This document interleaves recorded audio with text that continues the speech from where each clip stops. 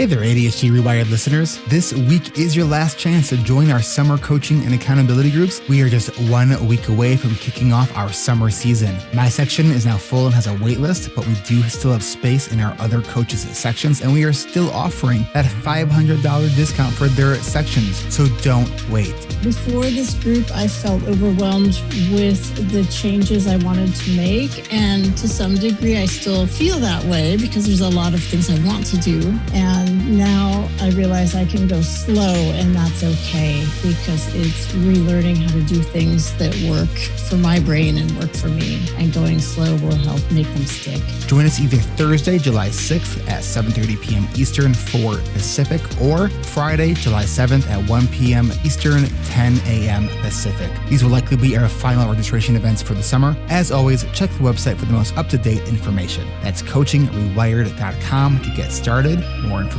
at the break. Now, on with the show. Welcome back to another episode of ADHD Rewired. Today's guest is Renee Rosales. Renee is a mother, an educator, an advocate, and transformational leader who actually just won an award, which maybe she'll tell us about in a minute, and has made it her mission to create a better way for the neurodiverse community. As an innovator, she is a co-founder of 2 of Arizona's first virtual schools and founded Thera, a business aimed at supporting the neurodiverse from birth to adulthood. Renee is a visionary, consistently striving to make the intangible tangible by building bridges and connections in relationships that positively transform all aspects of life. Renee, welcome to the podcast. Thank you so much. I'm really happy to be here today. So tell us about this award that you, before we hit record, you were telling me that you were just honored with. I was just honored with Businesswoman of the Month in Flagstaff, but I'm actually more proud of a recent award I got 2 months ago, which is the Top 50 Global Neurodiversity Evangelist. Theo Smith has started something called the ND by Design, and he actually looked all over the world, and I was considered one of the top 50. So that was an incredibly humbling and exciting honor for me. Well, congratulations. Thank you. So what got you into this world in the first place?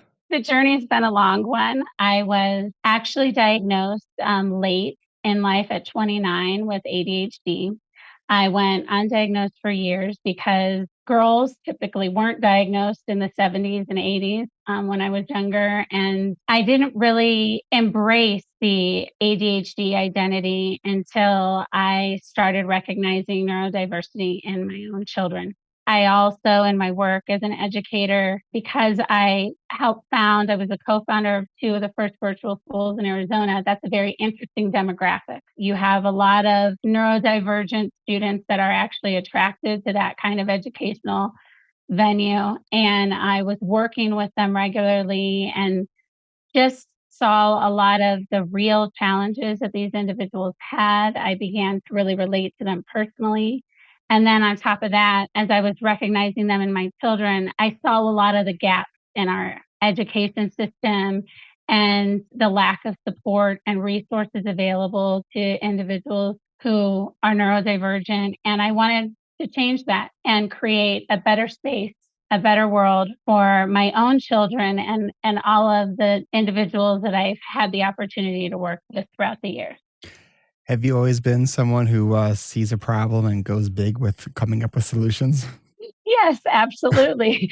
And the follow through, as far as my ADHD is concerned, has sometimes been a challenge. But I think the coping mechanisms that I've learned and strategies that I've incorporated have really assisted me. I know they work with my family, and I really set out to try to share those with as many people as I possibly can. So how are you managing your own ADHD as you're trying to manage all this other stuff? Well, I ended up creating a business because based on what I actually did. As an educator, and ever since I was a little girl, I always used acronyms to help me remember things.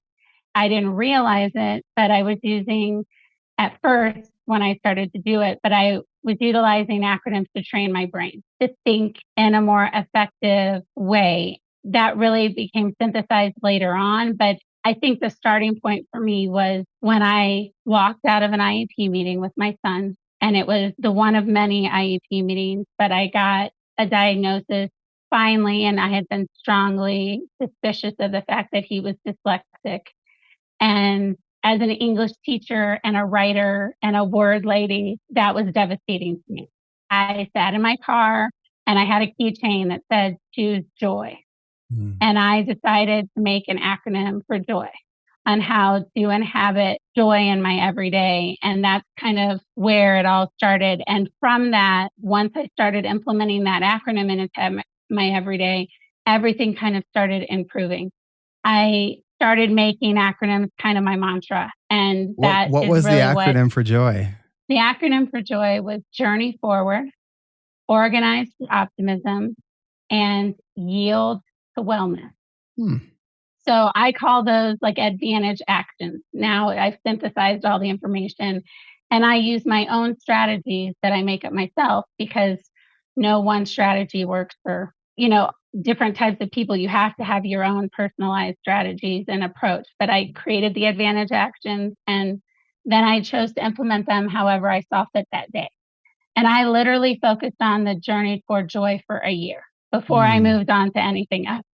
What did you discover on that journey? I discovered that a lot was about my perspective and my approach. The impossible became possible when I brought in the right perspective to the equation. I started to see my trouble as training opportunity. Like I could get really upset or depressed or frustrated because this IEP meeting went horribly, or because this student isn't getting it, or I could choose to focus on what I can learn from that circumstance. And it really kind of streamlines my thought life. It helps me really find focus, which is hard for us ADHD folks. Absolutely. So, do I have this correct? Do you also have dyslexia? I Oh, don't. you do. Okay. I don't have dyslexia. My husband actually is a self-diagnosed dyslexic. He was homeschooled when he was younger, and through the journey with our son realizes that that probably came from him. Hmm. So, in 2021, you left public education, Yeah. and I think you said around this time you were seeing a lot of trauma in your kids and yourself. Would you talk a little bit about that? Sure. It was a big change for me. 2020 with COVID, the pandemic, was a huge change for all of us. At the onset of the 2020 school year, 2020-2021 school year, literally a week before school started, we got a call that my husband's brother was gravely ill and his children needed a place to stay. So we moved my niece and nephew in with us. Of course, literally they had, left alone while their father was taken away Mm. in an ambulance. So they had obviously experienced trauma. They were 5 and 6 at the time. It's the beginning of the school year. It's COVID. I have had 2 sons at home at the time that were transitioning to online education. Flagstaff stayed online for the entire school year. I was scrambling at how to appropriately care for these kiddos and support them in the right way. I was working in a building. Obviously, an online school is not housed in a building most of the time, but my office was in a building and it was at a trauma informed school in Flagstaff. So I got a hold of some material to take some trauma informed parenting classes. And when I was in that class, I sat there listening to, childhood trauma and all the different situations, and they were categorizing this. And I realized that my son, who was dyslexic and had childhood apraxia of speech and severe vision challenges, had experienced as much trauma as these two individual little kiddos. It Mm. had just been a very different type of trauma. And I saw this intersection between neurodiversity and trauma, and I recognized my own sitting in the car with that keychain, like, where is my joy? And I wanted to do something to really change it. So that really started my research. And a year later, I ended up leaving public education to do this full time because that is where my heart and passion is. That's amazing. So you wrote some curriculum too for for neurodivergent people from cradle to grave. Would you talk a little bit about that? Yeah, what I found as an educator was that, I should have known all the right resources, who to go to, who to talk to. I was a school administrator with and an educator with over 20 years experience in public education. I'd lived in Flagstaff for years, for over a decade. I should have known where all the supports were, and it was still like searching for a needle in the haystack. When I was looking for answers, I kept coming up short, and I was going to the right people, and they didn't have all the answers. I found out early on, FUSD did not have a structured literacy program in place when my son was diagnosed dyslexic. We now do, which is amazing. I like to think I helped that process a little bit, but the resources weren't there, and so I wanted to provide sort of a clearinghouse for families. So initially, my idea was to create curriculum to literally guide families through. My tagline is lighting the way, to guide families through the journey of, and I started with Know the Way at Home, which was when it's a course for parents that have little ones that are first recognizing this, where to go, how to find support, what are some good self-care techniques, because no one is talking to the parents about how to manage the journey. They're talking to the parents about the right approaches for to educate a child or to maybe help with behavior issues, but there's not like an all-encompassing support. You would look for support groups, but those are even hard to find, especially in small towns. So I set out to create it and offer put everything I learned on the table for others so that they didn't have to share in the same struggle that I did.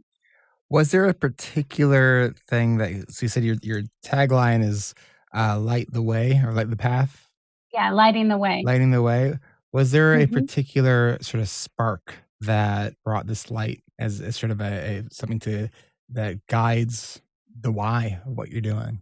I think the spark is that I've learned that the journey is really challenging and you need to have joy. You need to have light in your life, in your perspective on the journey. Without that, it can be very overwhelming and depressing.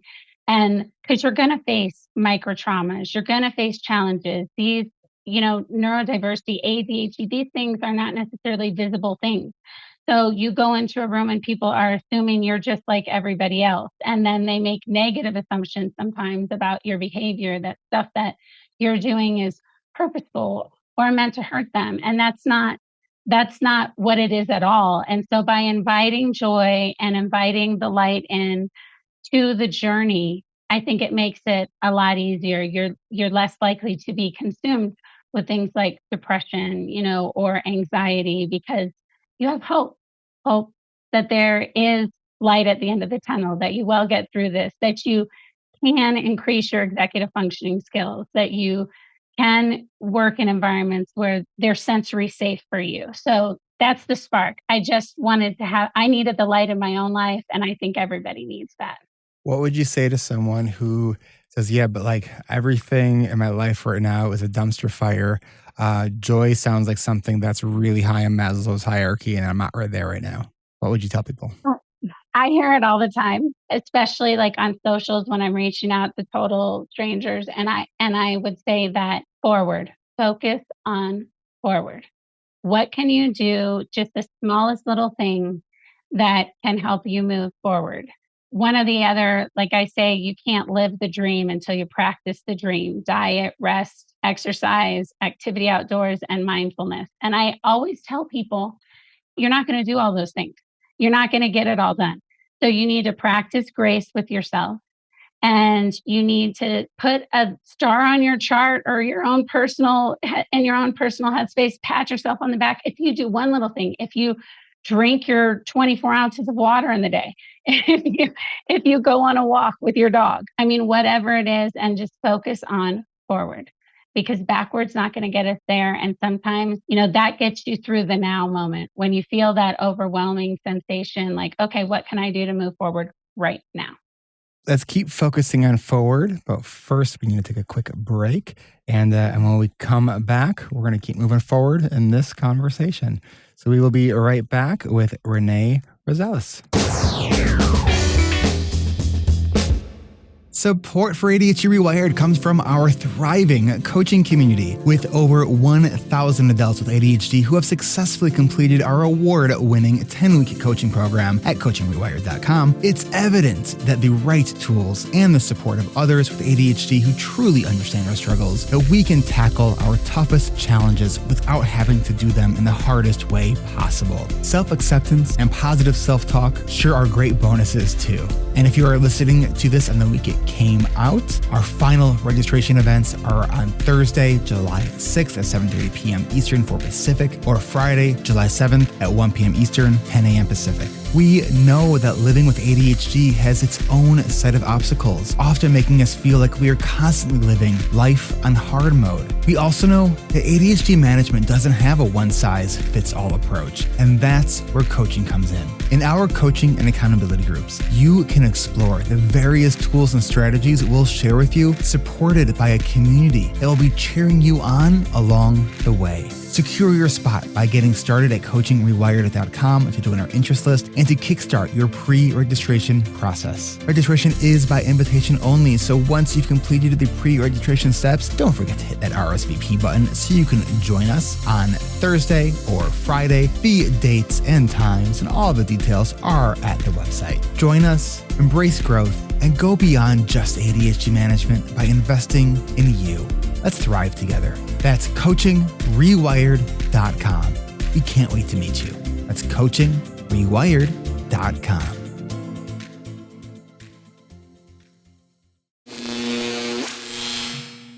All right, we are back. So I want to kind of dive into some more of the work that you are doing. I had asked you in the first part of the conversation about the spark. And I was sort of wondering how much of this too was sort of observing that the trauma piece that you were seeing in the schools and really looking at that intersection. I think that was a huge piece of it, because I saw, I was every day working with kids that felt defeated, at home and at my workplace, and that had trouble focusing on the good. So one of the things that I set out to do personally before I even thought of Theara, I honestly didn't even think of the business until it was probably end of April of 2021. So I had gone through almost the whole school year, and I had been trying to figure out ways to focus my children's attention, my students' attention in a positive way. We were all struggling. We were going through global trauma at that time. And everyone, needed kind of a life jacket, right? We were just trying to get through. We were surviving, and I wanted to help people move from surviving to thriving.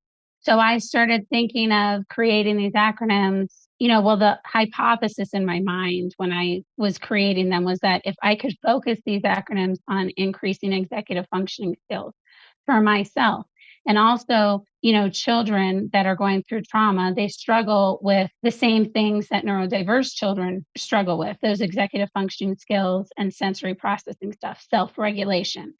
So if I could create acronyms that were all based on positive words and help my kids have a way to think through these difficult things, or when they're in the moment and they're feeling overwhelmed, how do we get to the next level? How do we get out of this negative mindset?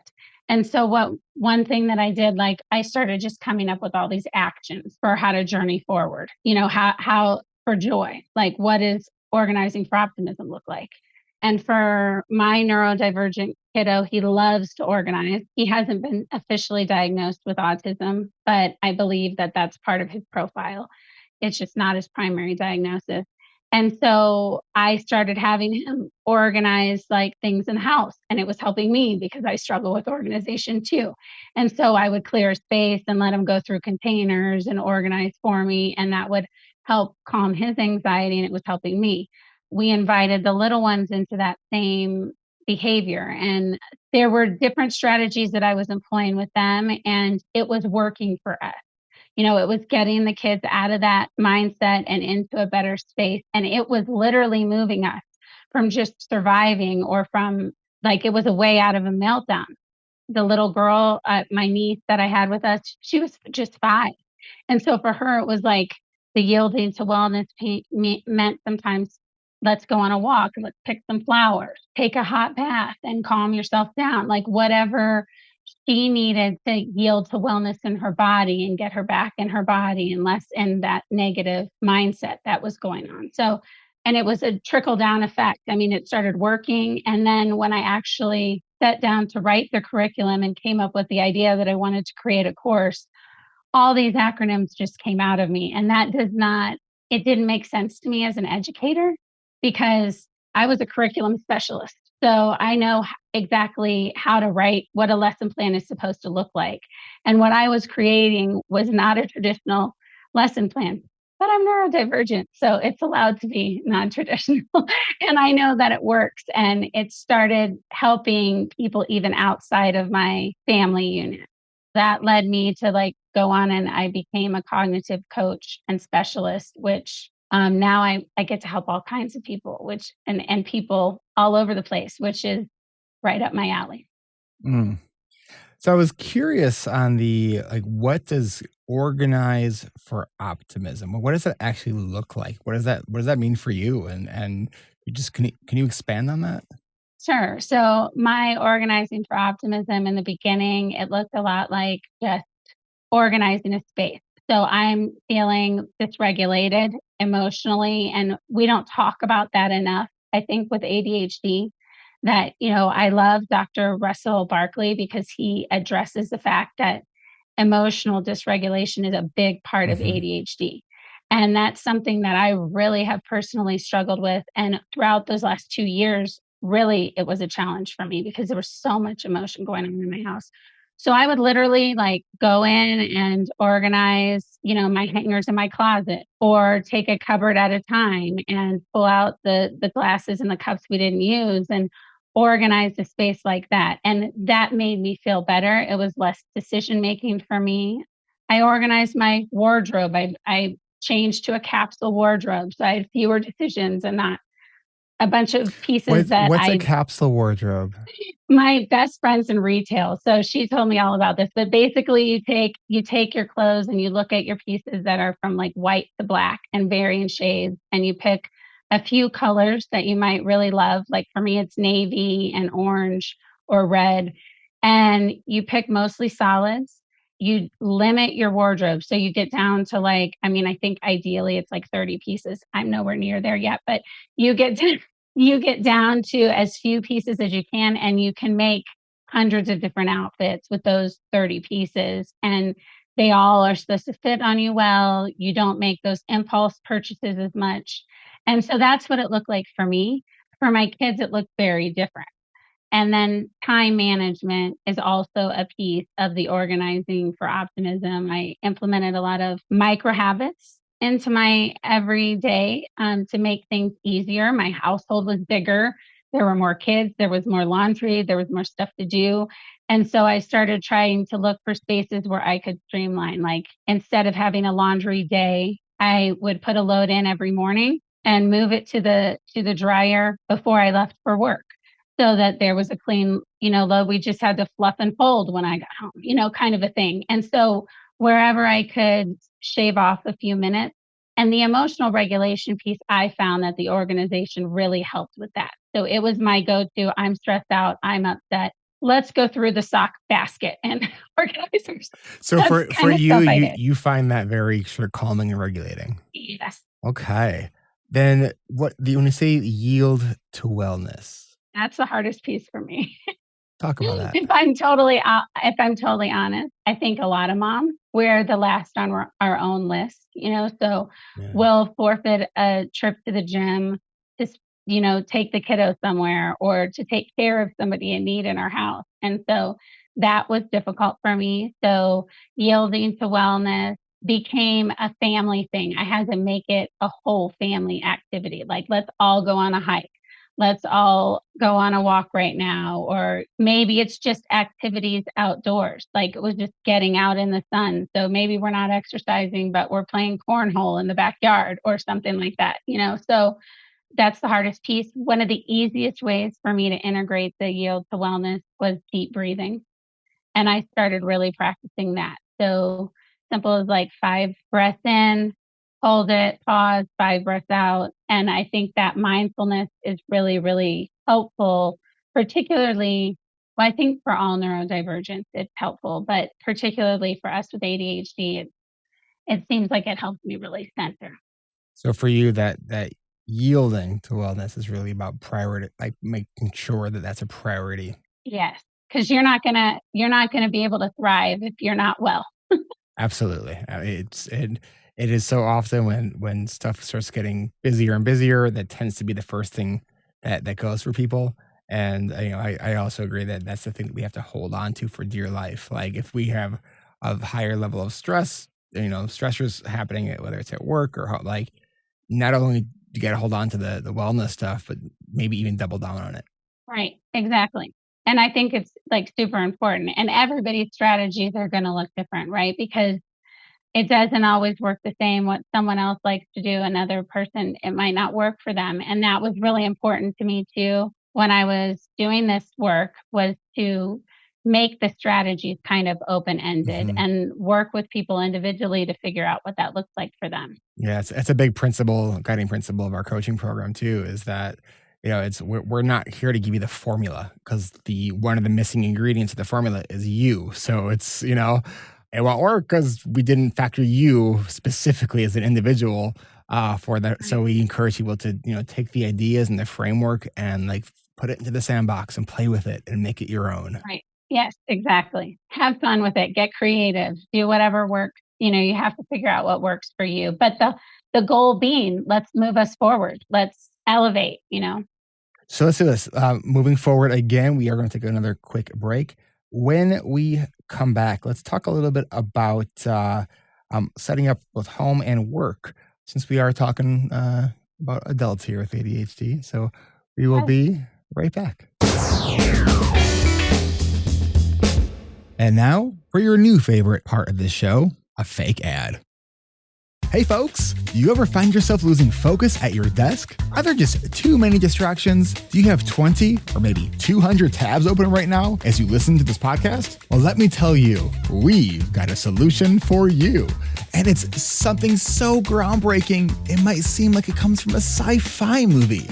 Introducing the Intelligent Workstation, the smart desk and chair that is redefining productivity. ADHD reWired is proud to be sponsored by this non-existent game-changing technology. The Intelligent Workstation isn't just a workspace, it's a productivity partner. It keeps track of your work patterns and adjusts environmental factors like lighting, temperature, even noise for optimal focus. Plus, it cares for your health too. It will remind you to stand, stretch, and take those all-important focus resetting breaks. Because look, we know how easy it is to just ignore those reminders to stand up and stretch. Our Intelligent Workstation doesn't just cue you to stand up. It will physically help you rise up and gently lean you forward to help your ass out of that chair. You can also use the Jiggle Me option that turns your chair into a high-intensity jostling machine that will only stop once you've got your derriere out of that chair for 5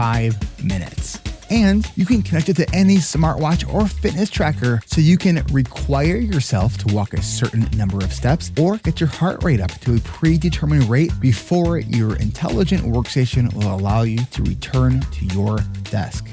Well, this product doesn't exist yet. What is available is our thriving community of like-wired brains, because we really are more than just a podcast. We have our coaching groups at coachingrewired.com if you really want to level up your ADHD management. And we have our Adult Study Hall membership community where you can engage in real-time accountability at adultstudyhall.com. Then if you want to support the show, consider becoming part of our Patreon community at adhdrewired.com/Patreon. There, you can get uninterrupted listening experience of this podcast when you join us, starting just $5 a month or more. And if you want to taste of group coaching, patrons at $25 a month can join me every fourth Tuesday of the month for a monthly coaching call.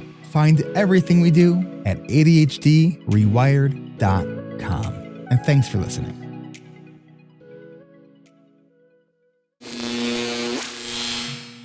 All right, we are back. So Renee, one of the you created these curriculum, and you had the know the way at school, know the way at home, know the way at work. You have another one with an acronym. I'm looking at my own notes, and I just realized that was an acronym for Connect. So let's talk about work for a minute.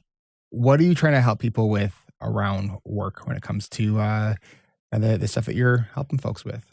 Yeah, really, it's been how to cultivate neurodiversity in the working world. And the Know the Way at Work course is really designed to help build connection between more neurotypical people and more neurodiverse individuals and help create that awareness. I talk about the ABCs, and there's two sets of ABCs. One is the acronym based communication system, and that's what we're talking about. But the other is be aware, be brave, be curious. I think that one of the key factors in inclusivity is curiosity, leading people into conversations with questions about them. Most of the time, we don't present that way. I know as a neurodivergent myself, I used to come in the room and tell a story. And the story doesn't necessarily have it didn't have anything to do necessarily with the person I was talking to. And so now I try to always engage others with a question like, how are you doing? What's going on with you? What'd you do over the weekend? And just starting there, because when you're asking that question, you're demonstrating value to the other person. I think that's the big challenge in our work environments is that people don't feel valued anymore. We're kind of going in our little silos, we're getting our job done. And one of the big missing pieces in the corporate world is that sense of value and organizations making their human capital feel valued, but also just coworkers helping one another feel valued in that space. And that's the starting point for real inclusion in my mind. I don't think we need to even talk about, not to devalue the importance of diversity in every aspect of diversity. But when you start with recognizing value, diversity and recognizing the value of diversity is automatically becomes a part of it, because you're seeing what that other person has to bring to the table, what they have to offer. And that's really what that course is about. And then coupled with that course for the corporate world, I have another course that is an acronym. It's Emerge ND. It's also about helping neurodivergents better manage and comfortably share and fully embrace their neurodiverse identity. I think so often we're afraid to unmask because masking is a lot of times what got us the position we might be in. So saying to our employer, I really need this accommodation, and sharing with them your neurodiverse profile is something really challenging for so many people because there's been such an associated negative stigma for so long. I sat I was sharing with my doctor what I was doing, and the doctor left, and a nurse was in the room with me, and she said, I haven't even told the staff here that I'm dyslexic. She said, because I was afraid I wouldn't get the job and I don't want to be fired, And so she's literally hiding the struggle she has reading with her employer when there are so many tools to us accessible to profoundly assist with that. And that employers will readily make available, I think, to their staff for the most part. I can't say, obviously, there's still discrimination going on, but I know the big corporate world is really because of the new guidelines related to environmental social governance. They're about supporting employees, but they don't know who their neurodivergent employees are. So part of it, and they can't ask that. You're not required to share that, but understanding how to support them does require a share sometimes. So it's this catch-22. And so what I do is take neurodivergent individuals through that process of how to safely unmask. Is it always going to be met well? No, but then what kind of support should you have in place to make sure when you are met with a barrier or a wall in association with this, are you going to have the network of support that you need to appropriately manage that challenge? I've been hearing a shift a little bit in from the phrasing of high functioning to high masking. Hmm. Right? And I really like that because I think it's like, sure, like we might be high functioning, but if you only knew how hard it was to make it look like we have our shit together when we don't have all our shit together. Right. No, exactly. And like all day, every day, you're masking these behaviors. And, I talk about the difference between masking and what I call editing. To me, there's such a close connection between those two things because masking is usually you're hiding something. You're doing that to avoid a challenge or an obstacle. You're hiding, you're trying to keep something in the dark. Editing doesn't involve hiding. In my mind, it's an acronym too, but it's efficiently directing your impulses and temptations. Because I have the temptation to incessantly talk, right? I do all the time. I have a temptation to overreact and get emotionally dysregulated.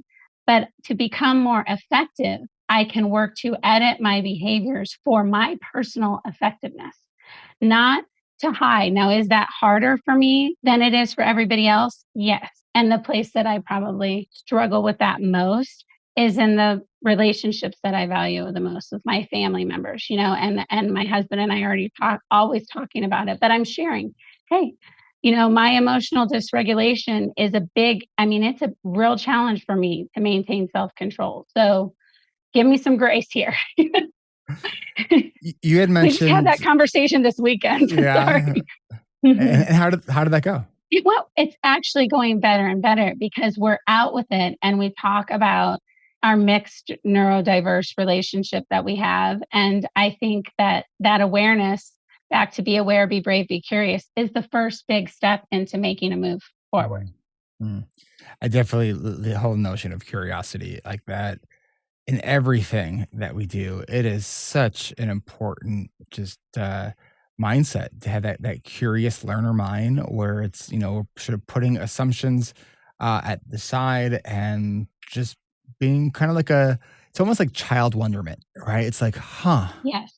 that's interesting. Like that's so different from what I was thinking before. Or why would this person say that? That's what's their perspective? Like there's just when we can be open to that, it can be truly life altering. What comes when Totally. when we're curious. You had Well, that go ahead. and I was just going to say that it was moving into the whole curiosity moves you into your real power. And the W and the power is will and wonder. You said wonder, and that's really what it is, directing your will to like truly wonder Mm, about the people around you, about how you can engage in a situation in the most effective way. And then this whole world opens up to us when we do that. I think this whole world can use a lot more curiosity. Definitely could. You had mentioned about the guidelines around something, and I was trying to capture it in writing, and I only captured guidelines, so I don't remember the rest of it. About something around workplace. Do you know what Well, I'm referring yes, to? I was talking about the environmental social governance guidelines and the social governance piece. So we hear a lot about the ESGs, and now I believe it's by 2026. The SEC put out regulations last summer that big corporations, all of the publicly traded corporations, will have to adhere to environmental social governance guidelines or mandates. And they've built a regulatory framework around that and what it looks like. One of the challenges to that piece, and that's where you get like the whole diversity, equity, and inclusion movement with HR systems, but one of the challenging pieces truly is neurodiversity because it's all about self disclosure. And if you're not disclosing, it's very hard to run data according to how you're meeting the needs of this population if this population is not disclosing their needs to you.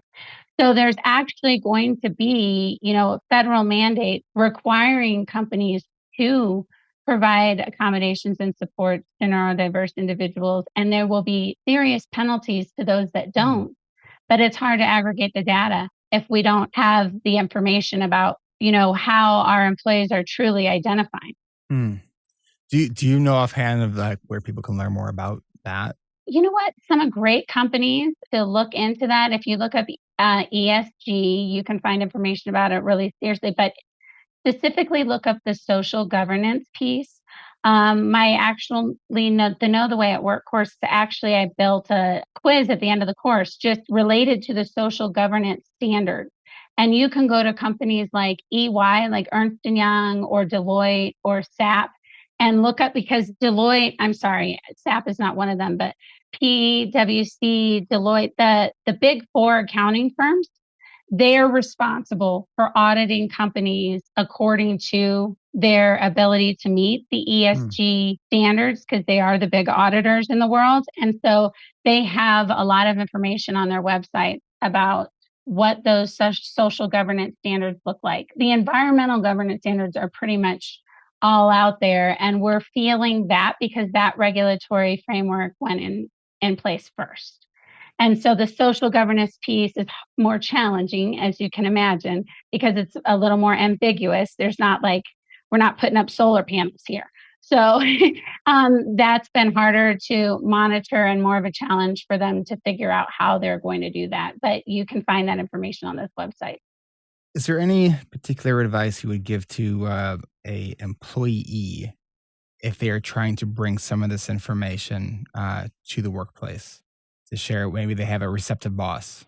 If they have a receptive boss, I would definitely bring it with that information, because you're showing value for your employment by even letting them know, because many employers, aren't necessarily aware, especially if it's a smaller business and they're not publicly traded. They may not be aware of these ESG related standards. So bringing that to the table with you and then saying, I want you to know who I am so that you can have a story. So when there's another employee down the road, let's say, you want to grab hold of an amazing opportunity with somebody that is also neurodivergent and they're looking to be appropriately supported, you can use my story as an example. So offering that up and saying, I want to bring my best to the table. And these are some things I'm open to compromise here, but this is what I could really use as some additional support at work. Maybe it would be great if we had a sensory safe zone. If we can't have a sensory safe zone at work, can I take a 15-minute break or a 5-minute break here and there? And then know that with those things and with the allowance of those requests, there's also accountability associated with that. It's not like I get all of this and I don't have any accountability at the end of the day.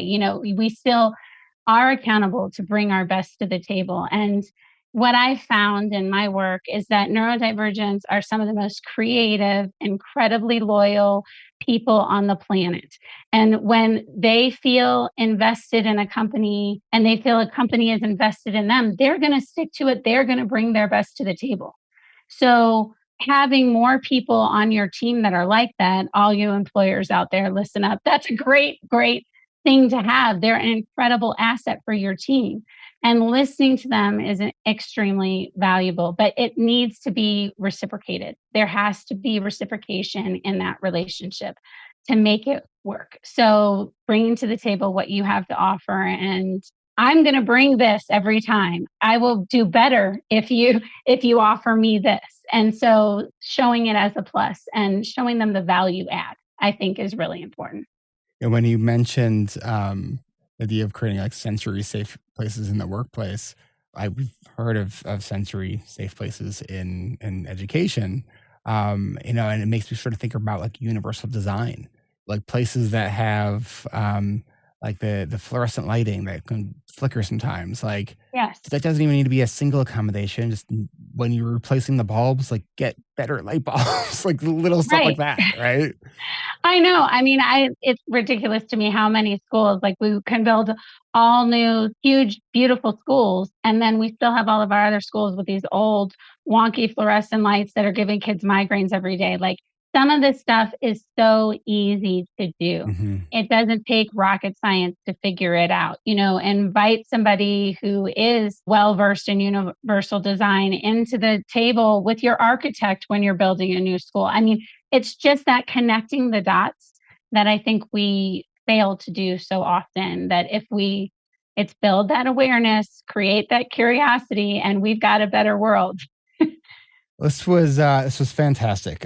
Renee Rosales, the website Thera.com. Is that an acronym? It actually is an acronym, but I won't get into all that. It's more, the big acronym is LIGHT. It's Listen, Integrate, Guide, Honor, Transform, but it's actually THEARA.com. So it's Thera. Thera. Okay. Yeah. All right. You got it. But everybody pronounces it wrong. I made the word up. There's a little story background with that, but it's okay. We don't have time for that right now. Maybe next time. All right. So we got Thera. Well, the link will be in the show notes. Just go to the show notes on our website and you'll link it there and can see everything that Renee's doing. So Renee, thank you so much. This was delightful. Thank you. It was incredible. I really appreciate having the opportunity to talk to you. You're amazing, Eric. I love what you're doing. Thank you so much. This is Eric Tivers. Thank you for listening and congratulations for making it to the end. ADHD Rewired is more than just a podcast. We are a community focused on learning, growing, and connection. The website is ADHDrewired.com. You can find time-stamped summaries and additional resources for each episode. Apply to join our free and secret Facebook community. Learn more about our award-winning intensive online video-based coaching and accountability groups. Join the Adult Study Hall virtual co-working membership community. Find all the other podcasts on the ADHD Rewired Podcast Network. Sign up for my email newsletter to get exclusive content that you won't hear anywhere else. And use the search tool to find episodes on specific topics. You can do all of this at ADHDrewired.com. While you're there, click on the Patreon button. If you are a regular listener, consider making a monthly contribution by becoming a patron. If you are able to financially support my work, it would mean a lot.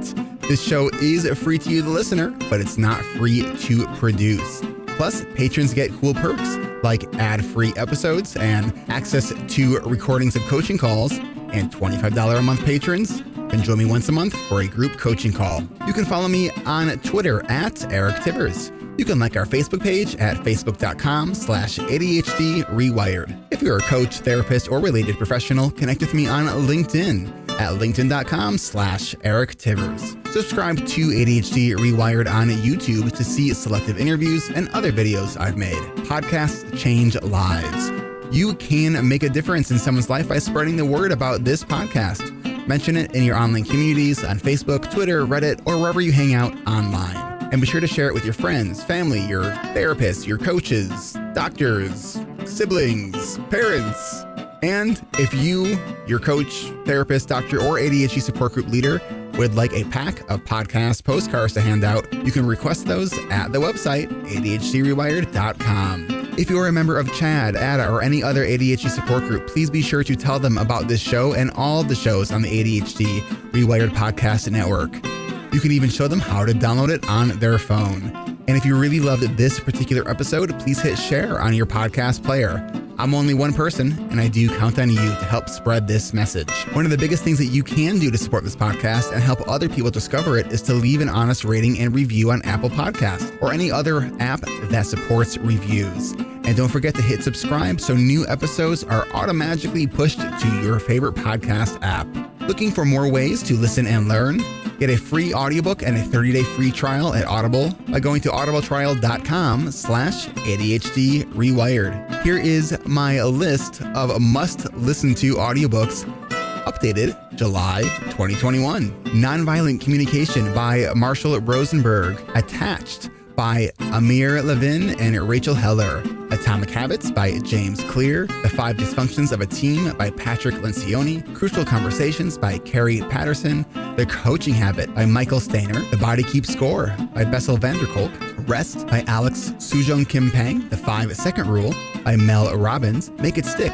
The Science of Successful Learning by Peter Brown. The Productivity Project by Chris Bailey. Meditation for Fidgety Skeptics by Dan Harris. Change Your Questions, Change Your Life by Marilee G. Adams. I always recommend to my coaches and admin that they read that book.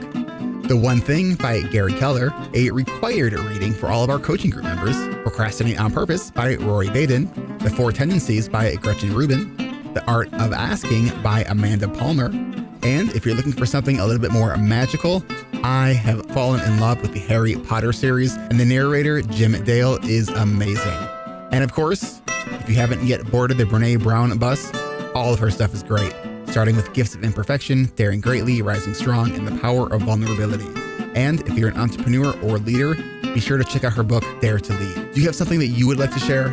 Click on the podcast tab at ADHD Rewired. Click the button to be a guest at the top of the page and schedule a 15-minute interview. This is Eric Tibbers, reminding you to keep learning, growing, and connecting. Self-care is not selfish. No matter what you get done or don't get done, you are still enough. And no matter how hard it feels, we can do hard things. And we don't need to do them in the hardest way possible. Thanks for listening. I'll catch you next week.